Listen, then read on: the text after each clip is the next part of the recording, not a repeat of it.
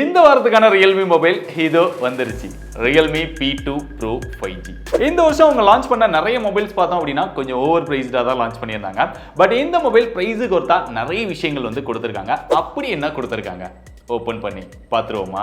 First box பார்த்தா எப்பயும் போல தான் இருக்கு. முன்னாடி மாடல் நேம் மட்டும் போட்டிருக்காங்க. பின்னாடி ஒரு சில விஷயங்கள் வந்து ஹைலைட் பண்ணியிருக்காங்க. பாக்ஸ்க்குள்ளன்னு பார்த்தா ஓப்பன் பண்ணா உள்ள ஒரு பாக்ஸ், அதுக்குள்ள ஒரு TPU case, user manual, sim ejector pin இருக்கு. அப்புறமா ரியல்மியோட P2 Pro 5G மொபைல். அடுத்து இதுக்கான 80 வாட் சார்ஜிங் அடாப்டர், அதுக்கான ஒரு சார்ஜிங் கேபிள். அவ்வளவுதான் பாக்ஸ்க்குள்ள. மொபைலோட டிசைன் அப்படின்னு பார்த்தா ஆல்ரெடி நிறைய பார்த்த டிசைன் தான். அதுல அந்த பிரஷோட டைப் மட்டும் அங்கங்க சேஞ்ச் பண்ணியிருக்காங்க அப்படின்னு நினைக்கிறேன். அந்த ட்ரை பிரஷ் வந்து இங்க எஸ் மாதிரி போடுறதா அந்த லைன் வந்து தெரியுது. பார்க்கும்போது நல்லா தான் இருக்கு. பின்னாடி தொட்டோம் அப்படின்னா ஷைனிங்கா இருக்கிற ஃபீல் தெரியுது. ஆனா மேட் ஃபினிஷ் கொடுத்திருக்காங்க. ஃபிங்கர் பிரிண்ட் கேப்சர் ஆகிற மாதிரி எந்த ஒரு ப்ராப்ளமும் இதுல இல்ல. கீழ ரியல்மி பிராண்டிங் இருக்கு. கொஞ்சம் பெருசா இருக்கிற மாதிரி இருக்கு. மேல ரெக்டாங்கிள் ஷேப்ல கேமராஸ் கொடுத்திருக்காங்க.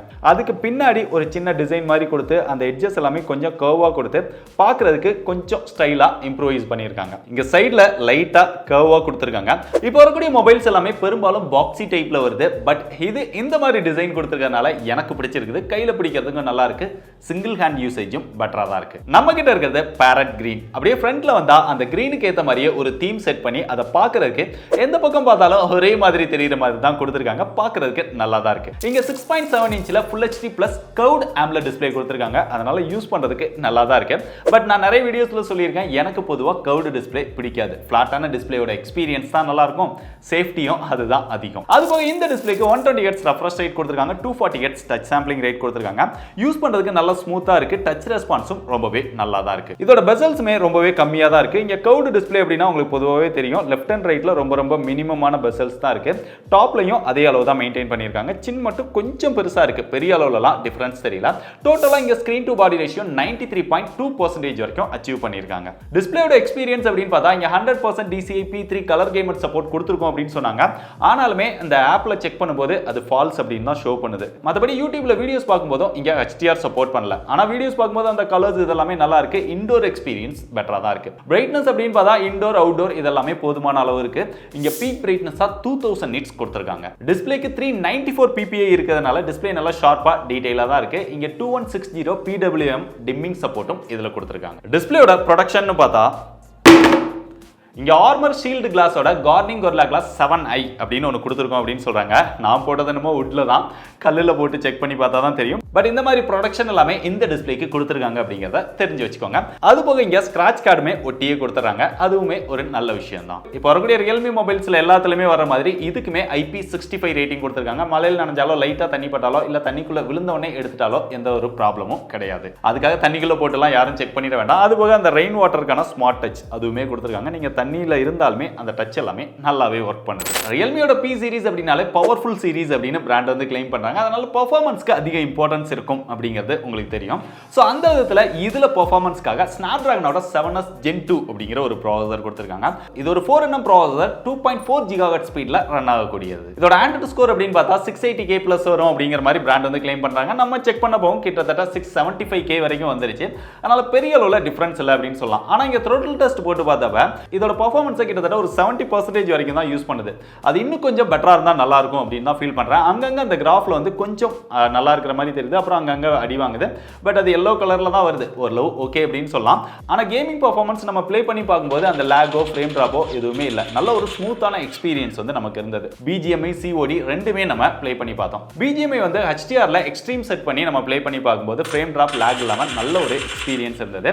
அதுல மேக்ஸிமம் சப்போர்ட் அப்படின்னு பார்த்தாலுமே அல்ட்ரா HDRல அல்ட்ரா வரைக்கும் சப்போர்ட் பண்ணுது. அப்படியே CODல வந்தா இங்க ஹைல வெரி ஹை செட் பண்ணி ப்ளே பண்ணி பார்த்தோம். அது நல்லா ஸ்மூத்தா தான் இருந்தது. பட் மேக்ஸிமம் பார்த்தா இங்க ஹைல மேக்ஸ் வரைக்கும் சப்போர்ட் பண்ணுது. கேம் பிளே நம்ம டெஸ்ட் பண்ணது எல்லாமே ஸ்டாண்டர்ட் மோட் இல்லாம அவங்களோட GT மோட் அப்படிங்கிற இந்த ஆப்ஷனை யூஸ் பண்ணி தான் நம்ம ப்ளே பண்ணி பார்த்தோம். சோ அதுல தான் நமக்கு எக்ஸ்பீரியன்ஸ் வந்து பெட்டரா இருந்தது. இது போக அவங்க எப்பயும் கொடுக்கக்கூடிய அந்த வாய்ஸ் சேஞ்சர், ஃபோக்கஸ் மோட் இந்த மாதிரியான விஷயங்களும் இதுல கவர் பண்ணிருக்காங்க. மொபைலோட ஹீட்டிங் இஷ்யூ அப்படின்னு பார்த்தா நம்ம செக் பண்ண வரைக்கும் மொபைல்ல பெருசா அந்த மாதிரி ப்ராப்ளம் எதுவுமே ரைஸ் ஆகல. லைட்டா அந்த வார்ம் மட்டும் தெரிஞ்சது. அதுவுமே இந்த கேமராவுக்கு கீழே நம்ம தொடும்போது அதை வந்து ஃபீல் பண்ண முடிஞ்சது. பெரிய அளவுல இதுல ஹீட்டிங் இஷ்யூ வரல. மத்தபடி அதை ரெடியூஸ் பண்றதுக்காக இங்க 9 லேயர் கூலிங் சிஸ்டமும் கொடுத்திருக்காங்க. அந்த வேப்பர் சேம்பர் சிஸ்டம் இதெல்லாம் எல்லாமே இதுல கவர் பண்ணிருக்காங்க. இங்க ஸ்டோரேஜ் டைப் அப்படின்னு பார்த்தாலுமே UFS 3.1 சப்போர்ட் வந்து கொடுத்திருக்காங்க. பட் LPDDR4X டைப் RAM தான் யூஸ் பண்ணிருக்காங்க. அதையுமே 5 கொடுத்திருந்தாங்க அப்படின்னா இன்னும் பெட்டரா இருந்திருக்கும். பெர்ஃபார்மன்ஸ்க்கு தகுந்த மாதிரியே இங்க பேட்டரி ஃபாஸ்ட் சார்ஜிங் சப்போர்ட் இது ரெண்டுமே பெட்டரா தான் கொடுத்திருக்காங்க. 5200 mAh பேட்டரி கெபாசிட்டியோட 80 வாட்கான ஃபாஸ்ட் சார்ஜிங் சப்போர்ட் கொடுத்திருக்காங்க. பொதுவா கேமர்ஸ் அதிகமா விரும்புறது பெட்டரான ஃபாஸ்ட் சார்ஜிங் சப்போர்ட் தான். சோ அதுவுமே இதுல கவர் பண்ணிருக்காங்க. கிட்டத்தட்ட 0 to 100% சார்ஜ் ஆகிறதுக்கு 49 மினிட்ஸ் எடுத்துக்கிடும் அப்படின்னு பிராண்ட் வந்து கிளைம் பண்றாங்க. அதுபோக இந்த பேட்டரி வந்து 4 வருஷம் வரும் அப்படின்லாம் பிராண்ட் சொல்றாங்க. பட் அத்தனை வருஷம் வருமா அப்படிங்கிறது தெரியல. ஏன்னா ஒரு சில மொபைல்ஸ் வந்து நம்ம யூஸ் பண்றதை பொறுத்து அந்த சார்ஜிங் சைக்கிள் அப்புறம் நிறைய விஷயங்களை பொறுத்து தான் அது மாறுபடும். ஒருவேளை இந்த மொபைலை வாங்கி 4 வருஷம் யூஸ் பண்ணி உங்களுக்கு பேட்டரி பெட்டரா இருந்தா அப்போ இந்த வீடியோ பாத்தீங்கன்னா கமெண்ட்ல சொல்லுங்க, மற்றவங்களும் தெரிஞ்சுப்பாங்க. ஸோ நம்ம ஷார்ட் டைமா செக் பண்ண வரைக்கும் பேட்டரியோட பெர்ஃபார்மன்ஸ் எல்லாமே நல்லா தான் இருக்குது. மொபைலோட சாஃப்ட்வேர் அப்படின்னு பார்த்தா எல்லா மொபைலுமே இருக்கிறது தான். Out of the box Android 14 கொடுத்துருக்காங்க. Realme UI 5.0ல. அது போக ப்ளூடூத் அப்படின்னு பார்த்தா எக்கச்சக்கமான ப்ளூடூத் இருக்கு. பட் ரீசெண்டா நம்ம அன்பாக்ஸ் பண்ண Narzo 70 Turbo அதை கம்பேர் பண்ணும்போது இதுல ஒரு சில விஷயங்களை வந்து குறைச்சிருக்காங்க. அதுல ஒரு சில விஷயங்கள் வந்து அதிகமா வந்திருந்தது அப்படின்னு சொல்லியிருந்தேன். அந்த மஸ்ட் பிளே அப்படின்னு ஒன்று புதுசா ஆட் பண்ணி அதுல ஒரு சில கேம்ஸ்லாம் கொடுத்துருந்தாங்க. அந்த விஷயங்கள் எல்லாமே இதுல குறைச்சிருக்காங்க. இது போக நிறைய குட்டி குட்டி கேம்ஸ்லாம் இருக்குது. மொபைலை செட்டப் பண்ணதுக்கு அப்புறம் கூட ஒரு 4-5 கேம்ஸ் வந்து அதுவா ஆட்டோமேட்டிக்கா இன்ஸ்டால் ஆச்சு. இதெல்லாம் தேவையில்லாத விஷயம் அப்படின்னு நினைக்கிறேன். அதெல்லாம் கொஞ்சம் குறைச்சி இன்னும் இம்ப்ரூவ் பண்ணாங்க அப்படின்னா பெட்டரா இருக்கும். சாஃப்ட்வேர் அப்டேட் அப்படின்னு பார்த்தா 2 OS அப்டேட் 3 வருஷத்துக்கான செக்யூரிட்டி பேட்ச் அப்டேட் கொடுப்போம் அப்படிங்கறத கன்ஃபார்ம் பண்ணிருக்காங்க. இதுபோக மற்ற விஷயங்கள் அப்படின்னு பார்த்தா எப்பவுமே நம்ம சொல்லக்கூடியதான் அவங்களோட அந்த AI எரேசர் அதை வந்து கொஞ்சம் இம்ப்ரூவைஸ் பண்ணிருக்காங்க. நமக்கு தேவையில்லாத சில விஷயங்கள் எல்லாம் நம்ம எரேஸ் பண்ணிக்க முடியுது. அது போக அந்த அல்ட்ரா கிளாரிட்டி நம்ம ஏதாவது போட்டோ எடுத்துட்டோம் அப்படின்னா அந்த கிளாரிட்டியை இம்ப்ரூவ் பண்றது, போர்ட்ரேட் ஷாட் மாதிரி எடிட் பண்ணிக்கிறது, இந்த மாதிரியான விஷயங்கள் எல்லாமே இதுல இருக்குது. ஹாப்டிக் எக்ஸ்பீரியன்ஸ் இதெல்லாம் ஓரளவு பரவாயில்ல. மற்ற விஷயங்கள் அப்படின்னு பார்த்தா இங்க Wi-Fi 6 கொடுத்திருக்காங்க. ப்ளூடூத் வெர்ஷன் 5.2 கொடுத்திருக்காங்க. Finger print sensor under display finger print சென்சாராவே கொடுத்துட்டாங்க. அது நல்லா ஃபாஸ்டா அக்யூரேட்டா இருக்கு. ஃபேஸ் அன்லாக்கும் இருக்கு. டுயல் ஸ்டீரியோ ஸ்பீக்கர் கொடுத்திருக்காங்க. ஹை ரெஸ் சப்போர்ட்டோட வருது. சவுண்ட் எக்ஸ்பீரியன்ஸ் ஓகேவா இருக்குது. கொஞ்சம் லவுடா தான் இருக்குது. ஆனா இதுல 3.5mm ஜாக் கிடையாது. சிம் ஸ்லாட் அப்படின்னு பார்த்தாலுமே 2 சிம் போட்டுக்க முடியும். ரெண்டுமே 5G சப்போர்ட் பண்ணோம். 9 5G பேண்ட்கான சப்போர்ட் கொடுத்திருக்காங்க. SD கார்டுக்கான சப்போர்ட் கிடையாது. மொபைலோட கேமரா செக்மெண்ட் வந்தா இதுவுமே நம்மள ரொம்பவே ஆச்சரியப்படுத்துது அப்படின்னு சொல்லலாம். ரியல்ல பிரைமரி சென்சாரா 50 மெகாபிக்சல் Sony LYT 600 அப்படிங்கிற ஒரு சென்சார் கொடுத்திருக்காங்க. இத தான் நிறைய மொபைல்ல Realme கொடுத்திருக்காங்க. மத்த பிராண்ட்ஸும் இந்த செக்மெண்ட்ல கொடுத்திருக்காங்க. அதுபோக இங்க செகண்டரி சென்சாரா ஒரு 8 மெகாபிக்சல்ல அல்ட்ரா வைட் ஆங்கிள் சென்சார் வந்து கொடுத்திருக்காங்க. நல்ல வேளை அல்ட்ரா வைட் ஆங்கிள் கவர் பண்ணிருக்காங்க. பட் இங்க 4 சர்க்கிள் இருந்தாலுமே மூணாவதா ஒரு டம்மி சர்க்கிள், அதுக்கு அப்புறமா ஒரு LED ஃபிளாஷ். கேமராவோட பெர்ஃபார்மன்ஸ் அப்படின்னு பார்த்தா அந்த ரியர் கேமரால பிரைமரி சென்சாருக்கு இங்க OIS சப்போர்ட் இருக்கு. அதனால போட்டோஸ் எல்லாமே நல்ல ஷார்ப்பா நல்ல டீடைலா நம்மளால எடுத்துக்க முடியுது.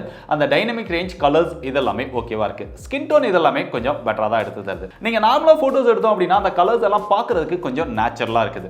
இதே அல்ட்ரா வைட்ல எடுக்கிறோம் அப்படின்னா அந்த கலர்ஸ் வந்து எக்ஸ்ட்ராவா பூஸ்ட் பண்ணி தருது. கொஞ்சம் கலர்ஸ் வந்து அதிகமா இருக்கு. போட்டோமே நல்ல டீடைலா தான் இருக்குது. நார்மலா எடுத்தாலும் சரி அல்ட்ரா வைட்ல எடுத்தாலுமே போட்டோஸ் வந்து பார்க்கிறதுக்கு நல்லா இருக்கு. 1xல எடுக்கும்போது கலர்ஸ் நேச்சுரலா இருந்தாலுமே 2xல எடுக்கும்போது கலர்ஸ் வந்து கொஞ்சம் அடி வாங்கி அங்கங்க லைட்டா நாய்ஸ் வந்து ஆட் ஆன மாதிரி தெரியுது. போட்டோஸ்ல அந்த கிளாரிட்டி வந்து பெட்டரா தான் இருக்குது. அப்படியே நீங்க இன்டோர்ல ஒரு டீசென்ட்டான லைட்டிங்ல எடுக்கிறீங்க அப்படின்னா போட்டோஸ்ல கொஞ்சம் நாய்ஸ் ஆட் ஆகுது. இருந்தாலுமே போட்டோஸ் பார்க்கிறதுக்கு பெட்டரா தான் இருக்கு. அப்படியே செல்ஃபி கேமராக்கு வந்தா இங்க 32 மெகாபிக்சல்ல Sony சென்சார் கொடுத்திருக்கோம் அப்படின்னு சொல்றாங்க. பட் என்ன சென்சார் அப்படிங்கறத மென்ஷன் பண்ணல. இதோட பெர்ஃபார்மன்ஸுமே ரொம்பவே நல்லா இருக்கு. அவுட்டோர்ல நல்ல லைட்டிங் கண்டிஷன்ஸ்ல க்ளோஸ் அப் ஷாட்லாம் எடுக்கும்போது நல்ல டீடைலா எடுத்துக்க முடியுது. ஸ்கின் டோன்லாம் நல்லா பெட்டரா எடுத்து தருது. அந்த கலர்ஸ், சேச்சுரேஷன், டைனமிக் ரேஞ்ச் இதெல்லாமே பெட்டரா தான் இருக்குது. அப்படியே கொஞ்சம் நீங்க டீசென்ட்டான லைட்டிங்ல எடுத்தீங்கனாலுமே இதோட அவுட்புட் வந்து நல்லா இருக்கு.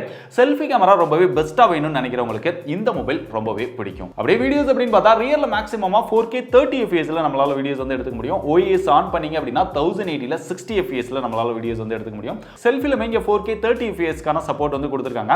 பட் 1080ல 30 fps கான சப்போர்ட் தான் இருக்கு. 60 fps கான சப்போர்ட் இல்ல. ஆனா போட்டோஸ்ல இருக்கிற அளவுக்கு வீடியோஸ்ல அந்த கலர்ஸ் எல்லாம் அந்த அளவுக்கு பெட்டரா எடுத்து தரல. கடைசியோட பிரைஸ் அப்படின்னு பார்த்தா இதுல 3 வேரியன்ட் வந்து லான்ச் பண்ணிருக்காங்க. 8+128, 12+256, 12+512. இங்க ஸ்டார்டிங் வேரியன்ட்டாவே 8GB RAM கொண்டு வந்தது நல்ல விஷயம் தான். இதோட பிரைஸ் அப்படின்னு பார்த்தா இந்த வீடியோ நான் எம்பார்கோல ஷூட் பண்ணிருக்கனால எக்ஸாக்ட்டான பிரைஸ் தெரியாது. பட் இனிஷியல் செல்லிங் பிரைஸ் தான், ஆஃபர் இதெல்லாமே சேர்த்து under 20,000 குள்ள இந்த மொபைல் வந்து கொண்டு வராங்க. எப்படி பார்த்தாலுமே இந்த வீடியோ பார்த்துட்டு இருக்கும்போது உங்களுக்கு எக்ஸாக்ட்டான பிரைஸ் தெரிஞ்சிருக்கும். இங்க டிஸ்ப்ளேலயே போட்டுருப்போம், பின் கமெண்ட்லவே அப்டேட் பண்ணிருப்போம். சோ இந்த பிரைஸ்க்கு இந்த மொபைல் ஒர்த் நீங்க நினைக்கிறீங்களா? கமெண்ட்ல சொல்லுங்க.